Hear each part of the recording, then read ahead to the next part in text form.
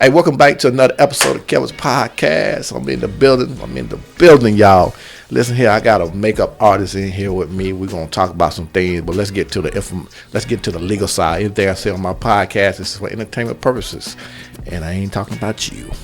Amen. So I got this woman of God in here. She's a makeup artist. She's gonna probably do something. She's gonna talk about how she can make me look even better for the camera. You know what I'm saying? These chipmunk jobs kind of pop a little more. But without further ado, we're going to go ahead and let her introduce herself and tell you a little bit about herself. Go ahead. My name is Emma Quiovers. I am from California. I am married, have been married for about 9 years now. I have my husband. His name is Rashawn Quiovers. You just spoke to him, I think. Yeah. And then we have two lovely boys. One's 8. His name's Adrian. And my little one, who's 5, his name is Javon. Okay. I've been doing makeup for about 10 years now. What?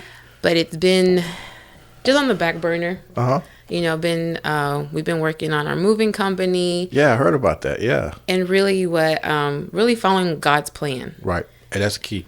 That's the key. Yeah, and he's put everything into perspective. He's the one that has been, leading the way and making sure that everything is done the way that he wants it to be done and not us. Yeah, I think the biggest problem and I'll talk about me, Kelvis, is we say I want the cart before the horse pull it. You know what I'm saying? Kind of a figure of speech, a cliche. You know what I'm saying? I get an idea in my head and I'm like, oh, let me jump on it. Mm-hmm. I don't wait. A lot of time I'm learning now as I've got older to wait.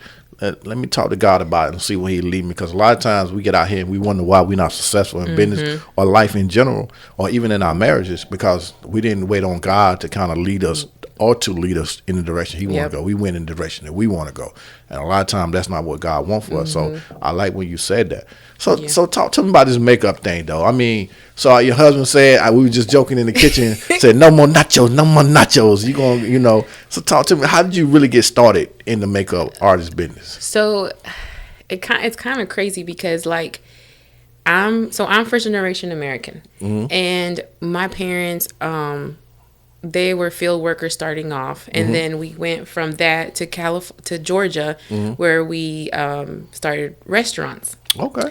Mexican restaurants, hence where the nacho cheese joke comes from. Okay, I got it. Okay. When I was about 12, 13 years old, my friends started wearing makeup around me, and I hated it. I hated wearing makeup. You think of your old school cholas from California, with the denim, the Cortezes, the white tees, hoops. That was me. Okay, that was me. Then I turned 15 years old and I started doing my own makeup, just wearing, mascara a little bit. Yeah. And it just started evolving from there. Then I started putting my own eyeliner on, and people started commenting on it. Oh my God, that's really nice. And I just started teaching myself. Didn't want to make a career out of it whatsoever. Okay. So then I moved to Gainesville, Georgia. I was just talking about Gainesville today. A lot of Hispanics down there. A lot. Yeah, me and my boss was just talking about Gainesville, Georgia today. Wow, that's crazy. Yeah, so I lived there, went to school there, and then I met with a lady who needed an assistant for makeup, for bridal makeup. And I was like, that can't be too hard. It's just really, customer service, applying this and that, not too hard. So then I did that, and then it still wasn't a career. It was just something fun. A passion, maybe. It was something that it truly made me happy. It ignited something in me that I didn't know back then that I know what it is now. Okay. So then fast forward a little bit, didn't do too good with nursing degree, flunked out of that. And then my dad was basically like, hey, I done gave you this money for this school. That didn't work out. So if you want to go back to school, you're going to have to pay your own way. Okay. So got a job, went to cosmetology school, learned what I had to learn, did my own, taught myself about my makeup. And then I moved to Atlanta, Georgia. Okay. In thoughts that I was going to become this huge makeup artist, right? Yeah. Atlanta's the place to be. Doing makeup, hair, they had a big fashion thing every year. They have fashion show and all that every year in Atlanta. Yeah. Yes, but I will say, it's not what you know. It's who you know. That's true. So at that time, I wasn't ready for it. I see that now. God had not put me through everything that I've been through now to be ready for the industry. Okay. Like I was not ready for it. So, I was there for 2 months off of savings. And then I was looking at my bank account. I was like, Things getting a little tight. A little too tight. I said, going back to my parents is not an option. I said, that's not going to happen. So I got a job serving, went right back to serving, and I forgot about makeup. Still did it, had it for fun. If my friends knew it, then I would do it for them, but it was nothing big. So then about a year later, I met Sean. And one thing I will say about him that really caught me and caught my eye about him is his drive. Okay. Like the first time we spoke on the phone, it was for 2 hours after a 10-hour shift at a restaurant. Wow. And I was on the phone with him for 2 hours, and I can't remember exactly what the conversation was about, but I do know that it was about what he was going to do when he got back to Atlanta. Okay. Which was start his own business. He already had an idea of how he was going to do it. He was going to do it like this, do it like that. Right. Little did both of us know that was not God's plan. So he gets home. We meet each other. We move in with each other. 2 months later, we have kids, and makeup's still on the back burner. So then we moved to Decatur, Georgia. And he was like, you should go apply for MAC. I'm like, I'm pregnant. Like, ain't nobody gonna want me pregnant. Sure enough, I went, got the job. Like, my dream job was working for MAC Cosmetics at the time. Oh, yeah, I know MAC very well. I spent a lot of money on MAC. Yeah. And then the lady basically was like, you can start once you have the baby. So I was like, look at God. Always on time. All the time. Like, he is never not wrong. Like, he's never wrong. Right. Ever. So working for MAC was probably one of the biggest blessings because for me, being from such a small town and getting raised in a small town, I didn't have the backbone that I needed to be in this industry. And not just in the fashion industry, but, in the entrepreneurship realm. Because before you can really say that you're an entrepreneur, you have to go through all of the letdowns. You have to go through all of the no's. You have to go through people not believing in you, not wanting to support you. And it's just, you have to be ready for that, whether it's spiritually, physically, whatever it is. And whatever you got to go through the storm. You got to go through some things. Yes. And I had to go through that because there were customers that would come up to me, and because of the way that I look, automatically it was like, oh, well, she don't know what she's doing. Or, she's not going to be able to match me correctly. Or because I always do my makeup naturally, she is not going to know what I want. To where one time I had a lady, I could feel her energy. Right. But I was the only artist on the floor, so she had no choice. Right. Finished doing her makeup, and she looked at me straight up, and she was like, I didn't think you was going to be able to do my makeup. Judge a book by the cover without reading the book. And I told her, I said, I know. But my thing is that I thrive off of people basically doubting me. Right. And because that drives you to show them. Yeah. No, I got this. And if you look at it that way, no matter what you're doing in life, you're going to prevail. Yeah. And Sean, that's my best friend. Man, that's marriage part about that. Got to have that best friend. Like, got it too. He is like, there has been 2 important men in my life. And God's number 1, of course. But between my father and my husband, them 2 men have cultivated me to be who I am today. Like my dad taught me hard work, never giving up, realizing the American dream, taught me what the American dream is, taught me that if you work hard, you'll really get whatever you want. And then here comes Sean, and he had that same mindset, that same drive, and it's just like he pushed me to continue to fight for my dream, to fight for what I want. And it took for me to be at MAC to truly understand what it was about makeup that I loved the most. And what was that? It's how you make women feel. It's not just making them beautiful. You're part of their wedding. You're part of their anniversary. You're part significant events in their life. They're huge events. Right. Like in nowadays, pictures, videos, you're on TikTok. That is a memory. And the fact that you can be part of, especially a woman's life, like you come in contact with women who have low self-esteem, who are going through stuff with their husbands, who are going through stuff with their their kids, their family. And there's some women that I've ran across that want to do their own stuff. They want to have their own business, but they're either afraid or they're scared. And to be able to be like, hey, while I'm doing your eyeliner, and before you go to this whatever event it is, if I can drop 1 or 2 nuggets to help you prevail in life. Right. You're speaking a word into them. You're getting a word. I've done my job. You're speaking life into their life at a point in their life when they're low. And that's amazing. That is an amazing feeling to have, to be able to have that discernment and know that somebody's going through something and God give you a word to speak to them. Yep.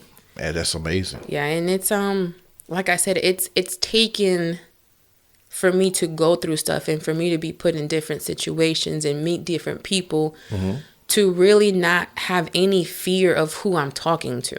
Right. Because at the end of the day, I've either been through that already or I'm going to go through that at some point in my life. Right. And it doesn't, like, I've had so many different people in my chair, from people who have been on The Voice. I've done fashion shows. I've done modeling, for photographers from California. And at the end of the day, if you look at people as people, right, then that will get you very far. And that's one thing that I truly love about makeup, because it puts you in so many different aspects around so many different people. And I remember one instance, for example, at MAC. It was a young lady. She was, I think it was her last cancer session. She came in, it was early morning. And back then we weren't supposed to be doing makeup for anybody because there were no artists to cover us. So she comes in, she was wearing a beanie, wearing sunglasses. Okay. And her mom was like, she just got out of cancer session. She hasn't done makeup in, I think it was over a year. She's like, anybody who's ever done her makeup now makes her look like a clown. So I'm like, can't be that bad. Because I've never had to be in that situation to where a cancer patient comes to me and now how they feel is in my hands. Right. So she takes off the beanie. She had no hair. Takes off the sunglasses. She had no eyebrows. Really? And I was like, and then she was young. Like, I don't think she was even 20 yet. Wow. And I was like, oh my gosh, how am I supposed to do her makeup and I don't even have anything to start off with? Like, and at that time I wasn't as comfortable and as skilled as I am now. But like I always do with everything, I said a prayer real quick. I said, all right, God, like, it's you and me. Okay. I was like, you need to be my hand so that I can make sure that I make this young woman feel important. By the time she left, she done forgot her sunglasses and her beanie. Look at God. She was so happy. And I will never forget that moment, because that moment, for me, looking at it now, was very important. Because one of the main reasons why I left MAC was because, of course, with anything, you have to meet a quota. Right.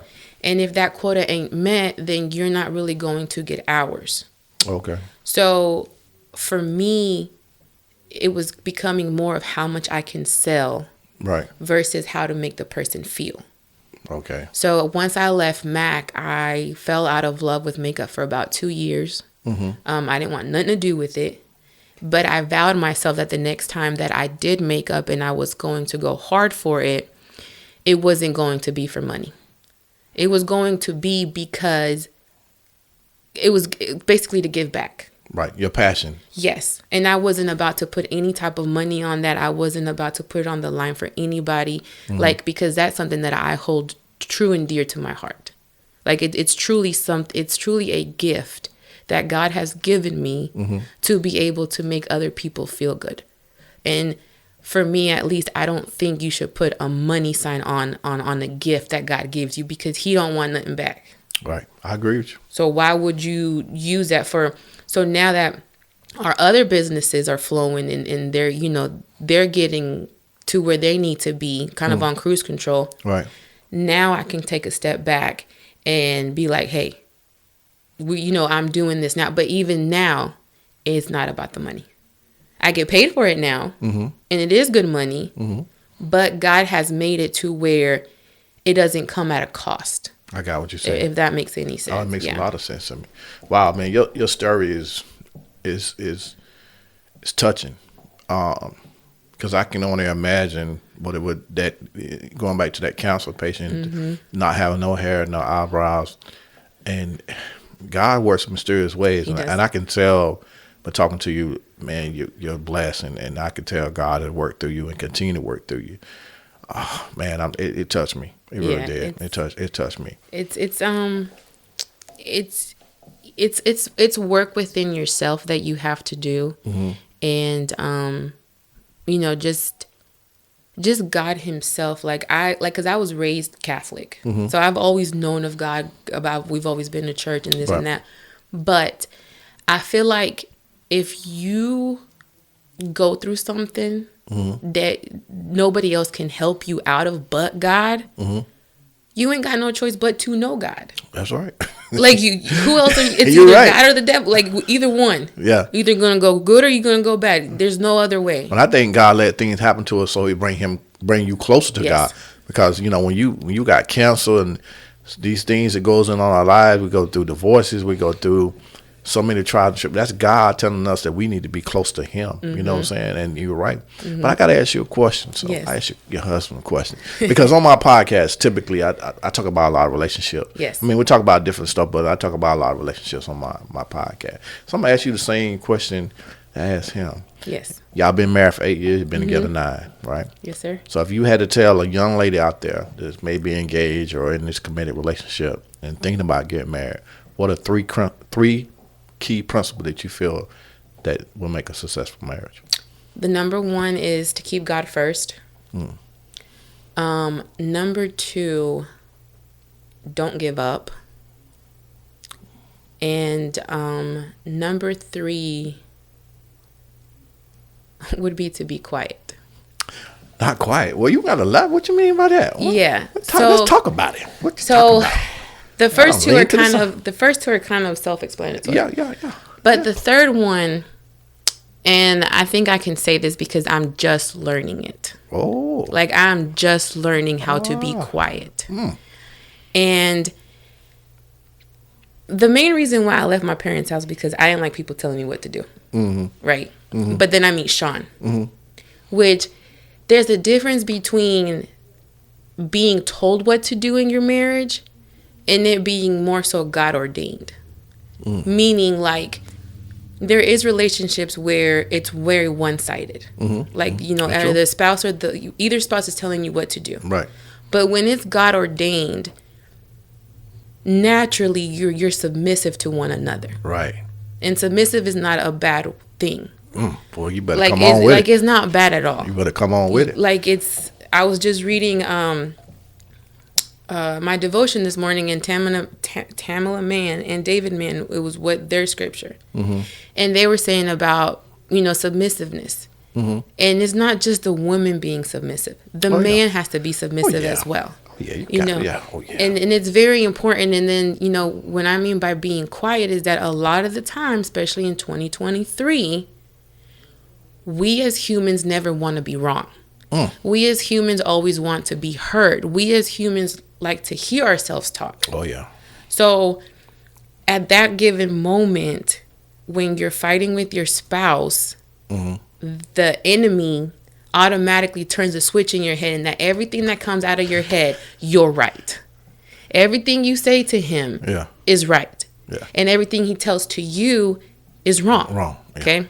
So that's where the blow-ups happen. That's where one's leaving, the other one's leaving. Now the kids are it's just a mess. Right. But in the past couple of months, I started to get very heavy with the word.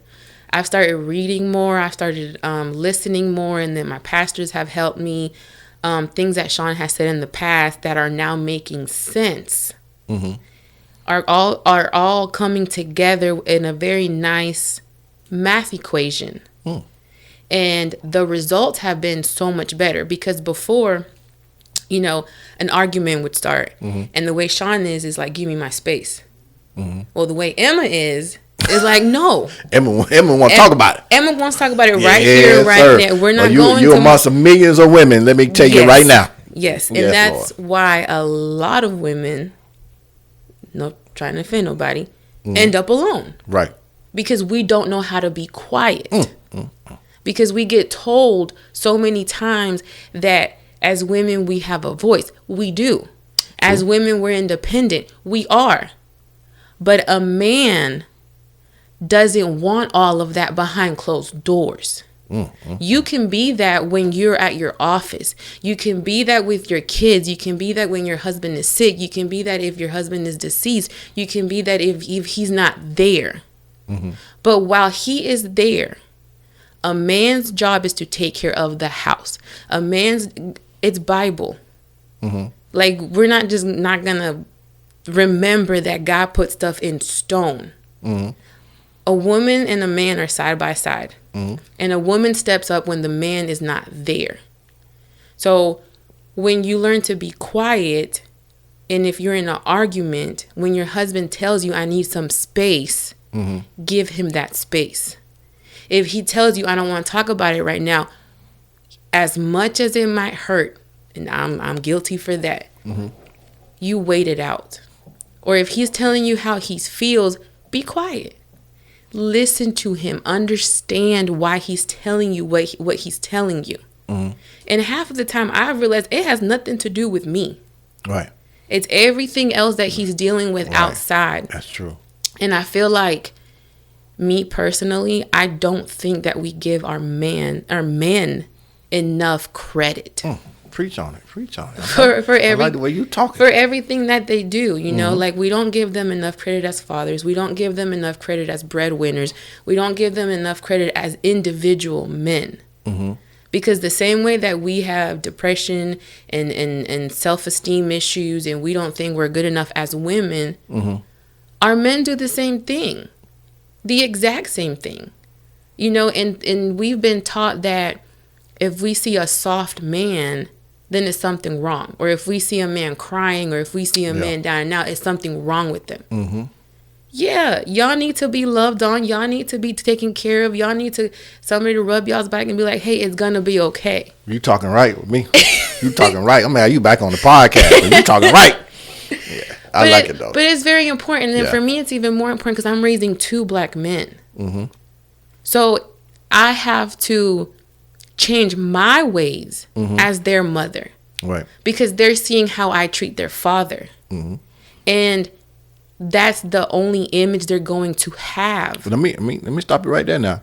And how he treats you. Yes. Because you got 2, I got boys. Yes. And the way that I treat their mother has an impact on how they're going to treat someone when they get the age. So that's a 2-way street. It is. But I love what you're saying, though. I like what you're saying. But if you think about it, though, if we treat our men differently and actually be quiet and listen, we'll get more of y'all.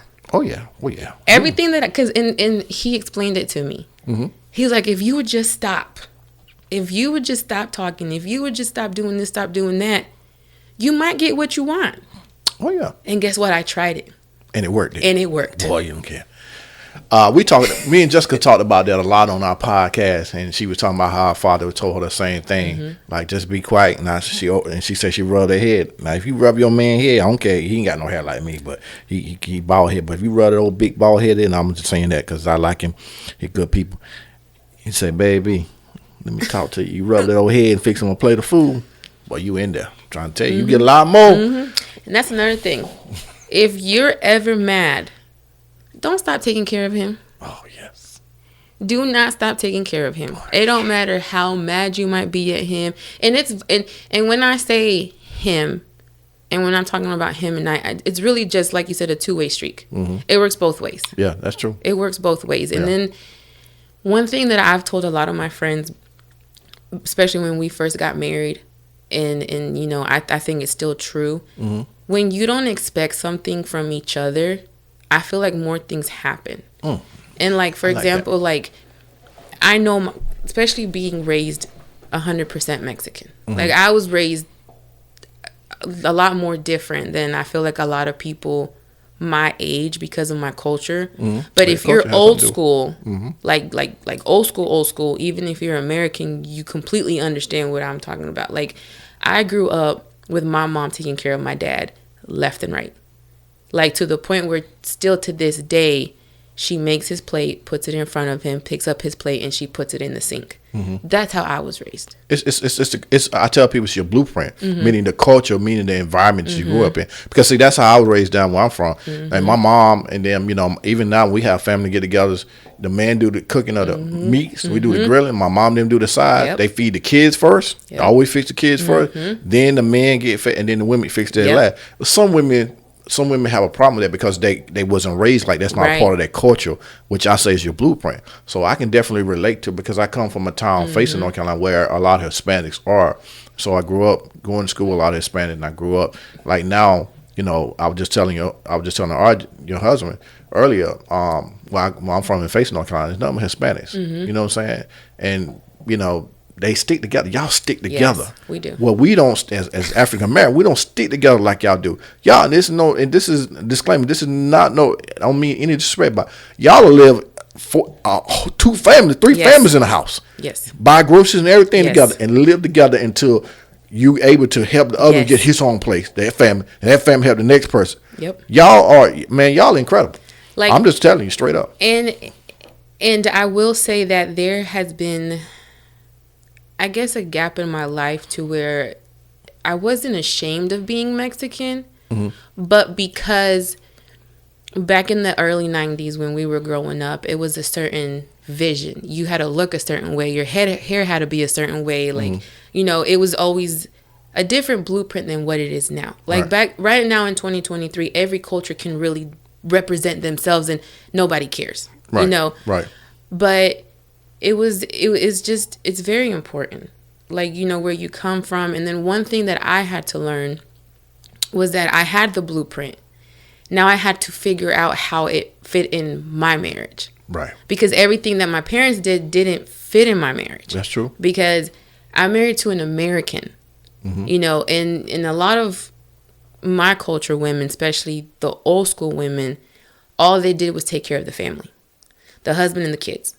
They didn't really have a sense of self, meaning they didn't go out and realize their dreams. They didn't work on their passions. Like once they got married, they got instilled from the little girl, you take care of your family. Right. You know, so the type of man that Sean is that he wants me to have a sense of self. Right. He wants me to do something that I love to do. So that's very important. It's huge. And one thing that I love about him is that December last year, at the end of the month, he was like, all right, babe, we were doing our vision boards, and he was like, you've supported me this far, you've helped me with my business this far, now it's your turn.